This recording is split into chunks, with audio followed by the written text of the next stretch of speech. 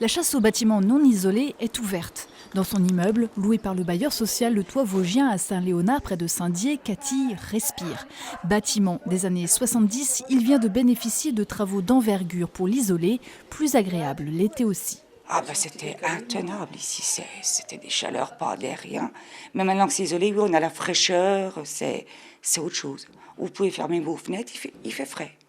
Il fait frais même ouvert, c'est plus pareil. La facture, elle aussi, a changé, passant de 120 € de fioul par mois à 40 € pour alimenter en électricité la pompe à chaleur.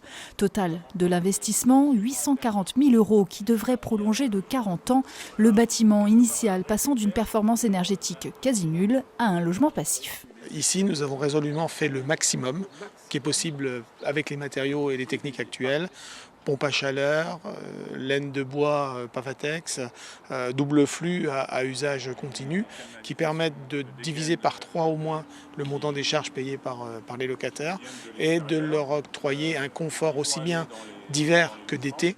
Le plancher est en zone chaude et ça permet de retarder l'arrivée du froid l'hiver ou de chaleur l'été. Le confort d'été est uniquement assuré par la très forte isolation et aussi par la double flux qui évite les entrées d'air très chaud dans les logements et justement qui recycle l'air frais qui est conservé à l'intérieur du bâtiment. Le triple vitrage est fabriqué à Belmont-sur-Butan près de Bruyères. Les 30 cm de laine de bois proviennent d'une entreprise près d'Épinal. La priorité est mise sur le local et si possible des matériaux biosourcés. Un choix d'importance quand on sait que le secteur de la construction émet 23% des gaz à effet de serre français.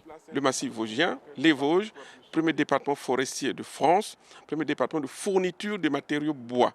Comme vous le savez, pour réguler les températures, on a besoin d'abord des forêts.